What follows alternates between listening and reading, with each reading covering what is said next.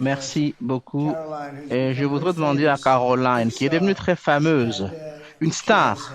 Elle a une personne importante, une collègue à elle, une amie à elle, pour laquelle elle a énormément de respect et qui revient précisément de l'Afrique et qui sait ce qui s'y passe. Alors, oui, Monsieur le Président, nous avons Ariana, qui est originaire de l'Afrique et a été reporteuse ici aux États-Unis depuis plusieurs années. Elle a une histoire à partager avec ses collègues de la presse ainsi qu'avec les deux ministres des Affaires étrangères. Ariana, viens par ici, comme ça on peut te voir clairement. Merci beaucoup, c'est un honneur. Merci, Monsieur le Président. Alors, comme l'a dit Caroline, Monsieur le Président, je tiens d'abord à vous dire que je suis la seule reporteuse africaine accréditée ici à la Maison Blanche et avec une couverture sur tout le continent. Je reviens du Congo, de la République démocratique du Congo. J'en suis revenu hier. J'étais allé y voir de première main comment la population perçoit cet accord et aussi voir comment le président Félix Tshisekedi perçoit cet accord. Et seulement vous dire de première main ce que moi-même j'ai eu à voir. J'ai parlé avec les gens dans les rues, j'ai parlé avec la jeunesse. Ces jeunes connaissent votre nom. Ils savent que le président Trump est en train de travailler dur pour que la paix revienne en RDC. J'ai pu voir de l'espoir pour un meilleur avenir pour la RDC.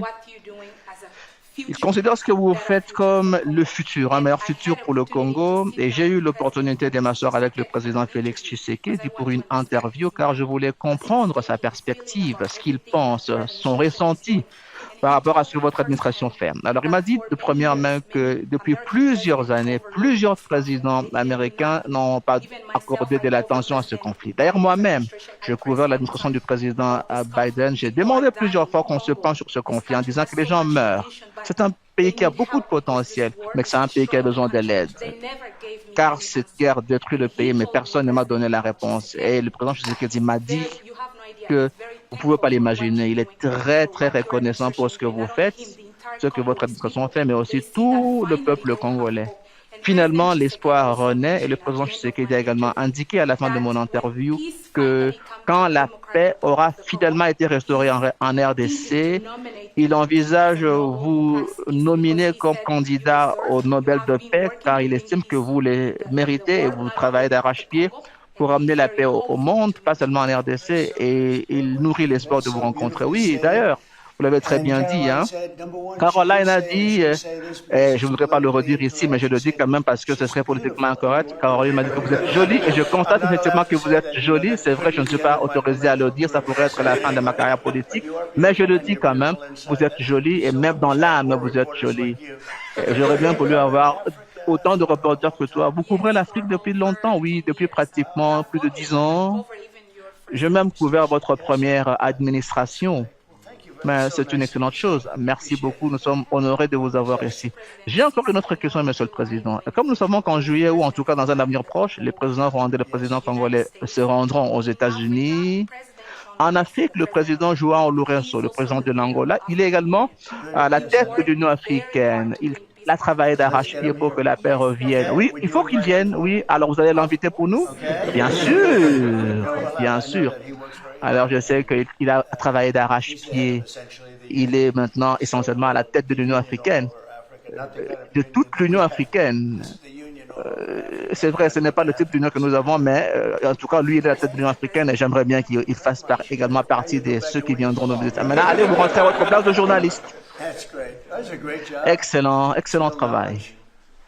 Excellent travail et aussi un travail difficile. Félicitations. Alors, donc, nous sommes réunis ici ce jour pour célébrer un jour glorieux. En effet, c'est un jour glorieux pour la cause de la paix.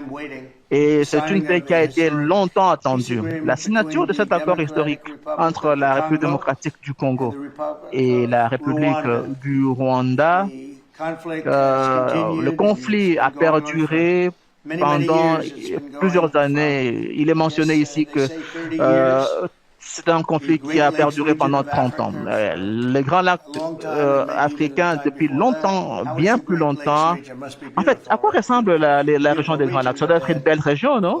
Malheureusement, une région qui connaît des guerres, de tueries, avec beaucoup de personnes qui ont été déplacées, plusieurs vies qui en ont subi les effets. Mais aujourd'hui, la violence et la guerre doivent arriver à un terme et la région doit commencer un nouveau chapitre d'espoir, d'harmonie, de prospérité et de paix. Cela faisait longtemps, cette guerre. Un ami à moi m'a dit que cette guerre a pris 30 ans, avec au moins 6 millions de personnes qui ont perdu leur vie dans cette période de 30 ans. Et quelqu'un m'a dit que c'était en fait la guerre la plus meurtrière depuis la Deuxième Guerre mondiale. Donc, c'est dommage. Mais cette guerre, nous allons y mettre un terme. Je tiens à remercier ma gratitude et mes félicitations aux représentants de la République démocratique du Congo et de la République du Rwanda qui ont signé cet accord décisif il y a cela quelques instants. En fait, ils viennent à peine de le signer. Les deux exemplaires sont devant moi d'ailleurs. Je tiens également à remercier le secrétaire d'État Marco Rubio qui a travaillé d'arrache-pied et nous avons travaillé ensemble avec lui, surtout pour son leadership exceptionnel et aussi le conseiller principal sur les questions africaines, Massad Boulos, qui, comme vous le savez, passe beaucoup de son temps en Afrique et il s'y sent très à l'aise. Je lui ai posé la question, est-ce que vous êtes à l'aise avec toutes les tueries, tous les troubles en Afrique? Il m'a dit oui, je suis tout à fait à l'aise. Vraiment, vous avez besoin de quelqu'un comme lui, quelqu'un qui sera à mesure de réaliser des progrès. Merci, Monsieur Bassad, vous avez fait un excellent travail, vous êtes un excellent personnage. Je tiens également à remercier l'Union africaine, le Qatar, le Togo, pour avoir travaillé étroitement avec les États-Unis. Je sais que le Qatar a été impliqué avec l'Union africaine. Aussi, nous en avions parlé. J'espère avoir vos représentants ici à Washington, quand nous allons avoir la réunion officielle. Ça intervient un moment dans le cours du mois de juillet. Et toi, Ariana, il faut que tu sois ici parce que nous n'allons pas accepter un autre journaliste ici à part toi. Mais c'est vraiment une avancée significative. Alors, après quelques mois, nous avons pu réaliser la paix entre l'Inde et le Pakistan, Israël et l'Iran, et maintenant la RDC et le Rwanda. Cette administration va continuer à travailler avec toutes les parties impliquées dans cet accord pour s'assurer que cet accord soit pleinement mis en œuvre et qu'on sont conformes. Vous avez intérêt à vous conformer à ce qui est dit dans l'accord, car si vous ne le faites pas, vous risquez d'avoir des problèmes. Mais je crois qu'après 30 ans quand même, après 30 ans, vous allez convenir avec moi, vous deux, que ça en est assez, n'est-ce pas? Ça en est assez. Et donc, il s'agit là d'un jour merveilleux, un grand jour. C'est vrai, cette semaine, nous avons connu de grands succès. Hein? Je reviens à peine d'une réunion réussie à l'OTAN. L'OTAN, maintenant, prend ses responsabilités. Elle va commencer à investir plus de 3 milliards de dollars chaque année. On s'y attendait pas. Et nous avons également eu la guerre, comme vous le savez, la guerre qui a été appelée la guerre de 12 jours, parce qu'elle a duré exactement 12 jours. Nous l'avons fini avec la neutralisation d'armes nucléaires. Ces armes nucléaires ont été pulvérisées dans les 3 sites qui ont été ciblés. Maintenant, il n'y a plus d'armes nucléaires et espérons maintenant qu'il va y avoir beaucoup de guérisons. Et la guérison a commencé. Donc, c'était une semaine vraiment riche et j'ai maintenant aussi à ce que on puisse être à mesure de le réaliser, c'est-à-dire avoir des pays qui arrivent à se parler, à rétablir la paix. Vous savez, les États-Unis, personne ne fait la guerre mieux que les États-Unis. Nous avons la meilleure armée du monde. Cela a été démontré en Iran. Ces pilotes ont quitté les États-Unis et ont volé pendant 106 heures. Et ils ont atteint leur cible, une cible ayant la taille de la moitié de cette table, pratiquement de 11 000 kilomètres dans la nuit la plus sombre. Et ils ont ciblé et ils ont atteint leur cible avec précision. Vous imaginez une cible ayant la moitié de cette table. Vous savez, nous, en tout cas, nous avons la maîtrise de tout ce qui est missiles et ils ont atteint leur cible à une altitude élevée, volant à une vitesse incroyable. Personne n'a autant d'équipements et d'armes que nous.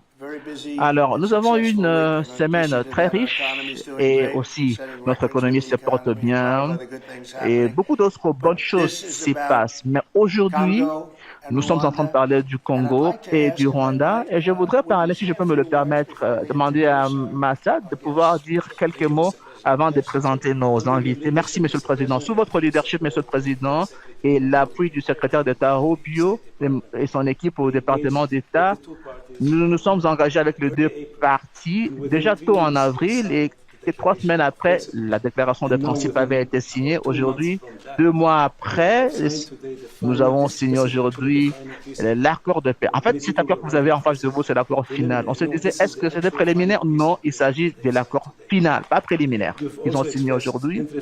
Et nous avons également exprimé l'intérêt à inviter les chefs de l'État respectifs des deux pays pour la cérémonie de signature. Donc, il y aura d'autres accords qui vont être signés.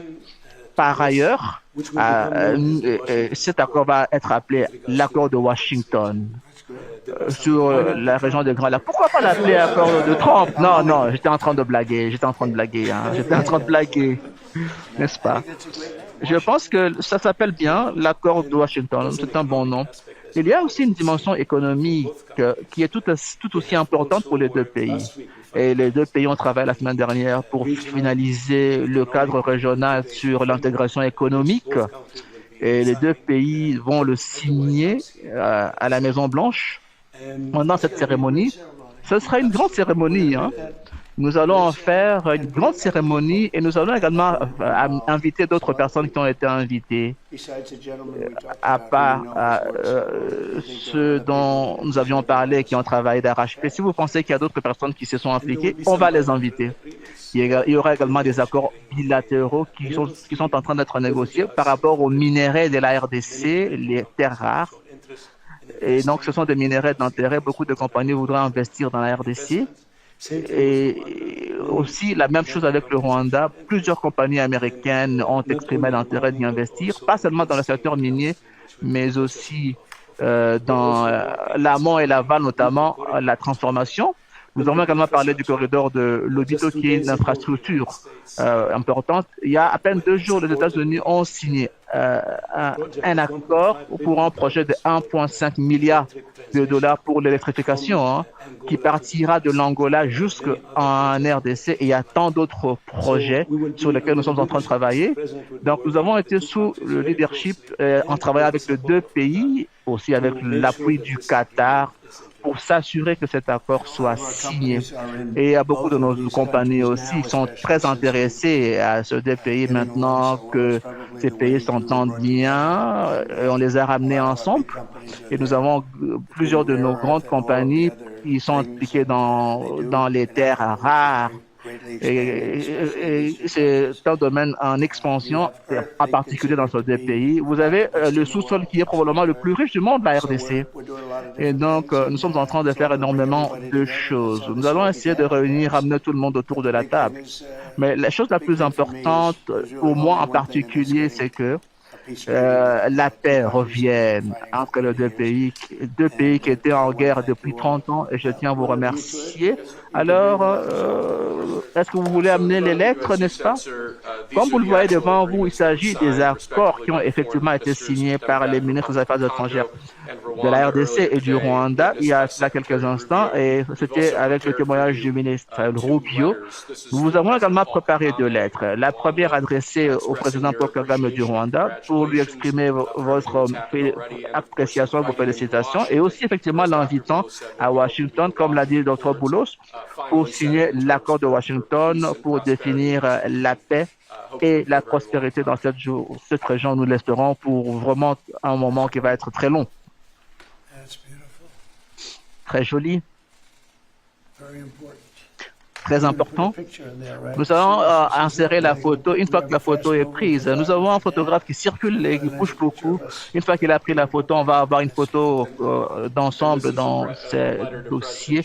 La même lettre pour le président Félix Tshisekedi de la République démocratique du Congo pour le féliciter d'avoir accepté de signer cet accord, mais aussi l'invitant à Washington DC pour la conclusion de l'accord, espérons-le, sous peu.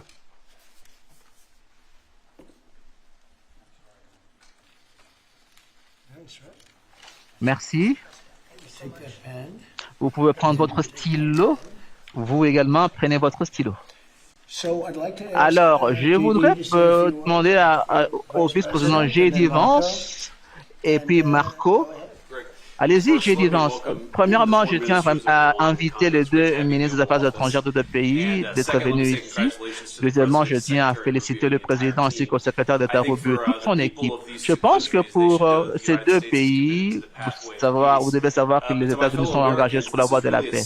Mais pour nos compatriotes américains, c'est un moment de célébration, un grand moment pour notre pays, car sous le leadership du président, nous avons transformé 30 ans de conflits, de tueries, de guerres, la guerre la plus meurtrière en termes de pertes en vies humaines depuis la Deuxième Guerre mondiale, nous l'avons transformé en paix. Alors, ce que moi je sais de ces deux pays, c'est que pendant 30 ans, essentiellement, autant que je puisse me rappeler, ces deux pays étaient en train de s'ébattre, de se faire la guerre, de s'entretuer. Et maintenant, nous pouvons regarder à l'avenir, un avenir que mes enfants vont considérer comme une histoire de prospérité, de paix grâce au président. Et donc, je tiens à congratuler toute l'équipe, mes compatriotes américains. Quand vous avez un président qui est actif et qui a un grand leadership et qui est orienté vers la paix, voilà, c'est ce que nous avons à la Maison-Blanche aujourd'hui avec le président Trump. Merci pour le grand travail. Merci beaucoup. Marco, à votre tour, et puis nous allons demander aux deux ministres d'intervenir. Monsieur le Président, je tiens d'abord à vous remercier. Quand j'ai pris mon poste comme ministre des Affaires étrangères, vous l'avez clairement indiqué que la priorité, ce serait la poursuite de la paix. Et depuis le premier jour, que ce soit en Ukraine et en Russie, en Pakistan, en Inde, Iran ou l'Israël et maintenant le continent d'Afrique, votre priorité a été la paix. Aujourd'hui, cela a porté de fruits. Vous savez, la guerre a attiré beaucoup d'attention, mais la paix est plus difficile que la guerre, bien plus difficile. Je tiens à féliciter les deux ministres ainsi que leurs présidents respectifs pour avoir choisi la voie la plus difficile, celle de la paix, qui est la voie facile, celle de la guerre, et qui est beaucoup plus coûteuse en termes de vies humaines. Et j'ai fait écho de ce que le vice-président a dit, que la première voie ici pour la paix aujourd'hui, il s'agit du président Trump. Donc, merci, monsieur le président Trump. Et je tiens encore à saluer le travail du docteur Boulos, qui a travaillé depuis le premier jour. Il a passé énormément de temps en Afrique et aussi nos différents partenaires. Et le dernier point, je tiens à remercier, mais vous l'avez déjà fait, à remercier l'Union africaine, le Togo ainsi que le Qatar pour avoir été des partenaires essentiels. Nous aurons besoin d'eux pour continuer à mettre en œuvre cet accord. Et je tiens aussi à féliciter les deux ministres. Excellent travail. Alors, voulez-vous commencer, monsieur le ministre? Que ce soit vous ou votre collègue. Allez, les dames d'abord. Merci beaucoup, monsieur le président, de nous avoir invités ici. Je pense que je peux résumer mon propos en 3 points. Premièrement, merci infiniment et félicitations pour cette étape décisive qui met en terme 30 ans de conflits et de souffrances et qui redéfinit les perspectives pour millions de Congolais et pour les citoyens de la sous-région de Grand Lac. Deuxième point, c'est de vous demander de rester engagés. Nous avons besoin que les États-Unis nous accompagnent pour que cet accord soit mis en œuvre et que vous nous teniez redevables. Et troisième point, si vous êtes engagés, je crois qu'il y a énormément de perspectives que nous pouvons transformer qui permettront donc de faire à venir une époque de prospérité et des relations bilatérales qui vont aller au-delà des défis que nous avons connus et qui peuvent enfin ou finalement se focaliser sur le potentiel et les richesses que nous pouvons partager. Donc, nous tenons à vous remercier de tout cœur, en mon nom propre, mais plus important, au nom du peuple de la RDC. Merci beaucoup. Et j'attends à recevoir votre président, un président très respecté, comme vous le savez, respecté à travers le monde, mais en particulier à travers l'Afrique. Je crois qu'il sera ici en juillet pour cette grande cérémonie. Merci. Merci beaucoup, Monsieur le Président. C'est un jour historique car il s'agit de la signature d'un accord de paix entre le Congo et le Rwanda pour mettre en terme un conflit qui a perduré pendant 30 ans.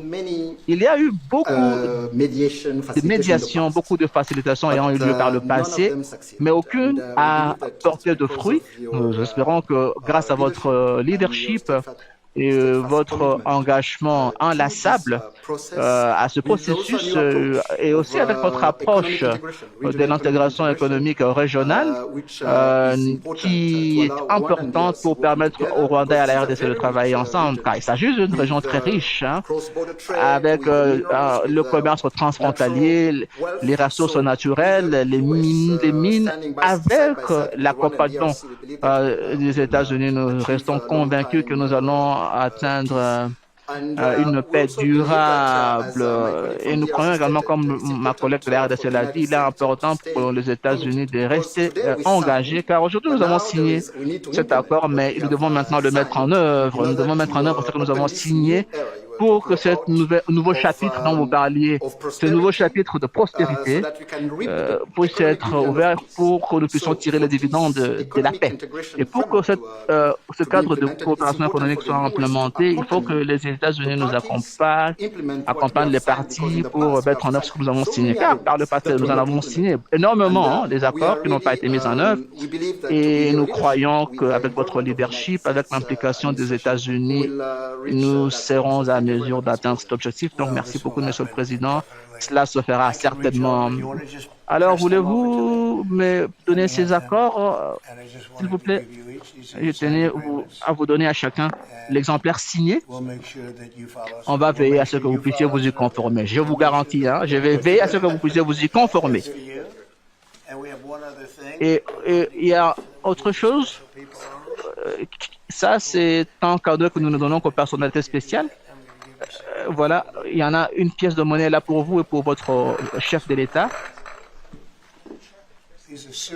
Et c'est une pièce de monnaie épaisse que vous n'avez pas intérêt à la perdre. Hein? Je pense que la reporteuse de l'Afrique en mérite une aussi, n'est-ce pas? Ah, je pense qu'elle en mérite une. Est-ce que les autres reporters sont d'accord quand je lui donne une pièce de monnaie? Oui, ok. Ariana, c'est pour vous. Vous avez fait un travail excellent. Merci, Monsieur le Président. Merci. Monsieur le Président, il y a également les photos qui ont été déjà prises et qui sont disponibles. Laissez-moi voir. Ah, c'est dans ce dossier. Oh là là. Mais il est plus beau que moi, le ministre des Affaires étrangères rwandais. Très, très jolie photo. Excellent photographe. Et voilà, très joli.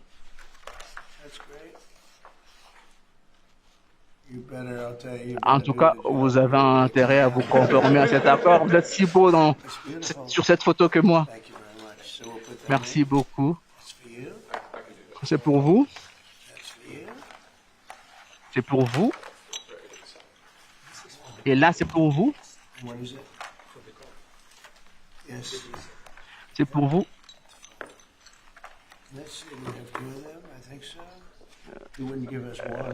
Et il faudrait également nous donner une autre avec les trois. Très jolie. Et ça, c'est pour vous. Merci beaucoup. Je crois qu'on en a fini. Ça, c'est pour vous. Merci beaucoup. Bonne chance.